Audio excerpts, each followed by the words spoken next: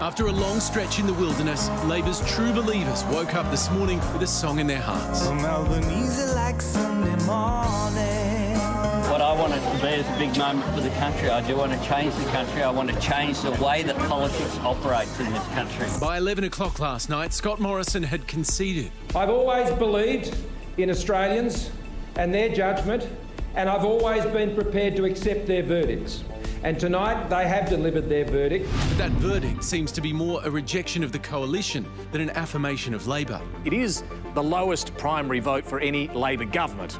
For one night only, green was a primary colour, overtaking Labor in key electorates and putting the party on track for up to 5 seats, including Queensland electorates Ryan, Griffith and Brisbane.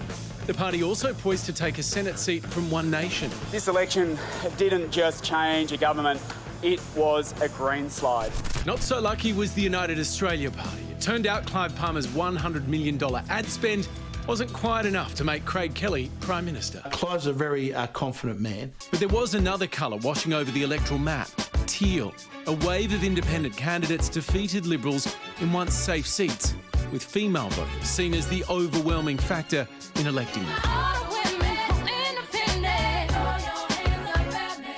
I certainly hope it shows that you can't ignore women anymore. We want the parliament to represent our community in its fullest terms. We want the parliament to be the best of us. Some teal battles are still undecided. In Kooyong, the count continues, with Josh Frydenberg refusing to let go. With 16,000 postal votes still to count in Kooyong, about 12% of the overall vote, it is mathematically possible that I could retain Kooyong, but it is obviously very, very difficult. But Monique Ryan's ahead right now and has the streamers on standby. I do feel like we have succeeded and that I will be the next member for Kooyong. In the upper house, there's been a progressive swing with the Greens and independent David Pocock. So what can we expect from the next parliament?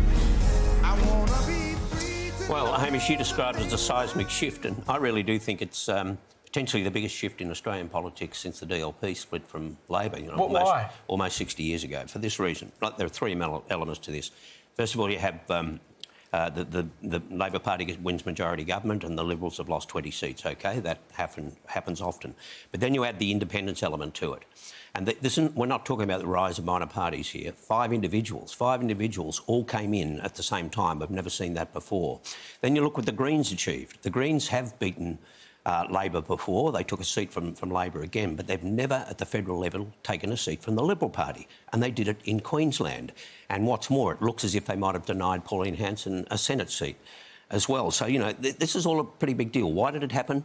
Climate change, because climate change finally arrived as an issue. In the past, it's something that the parties have exploited and run scare campaigns around, but this time the voters rewarded those with the strongest climate change policies. They rewarded Labor, they rewarded the Greens, and they rewarded the independents. But more than that, the overwhelming number of candidates who've taken seats are female.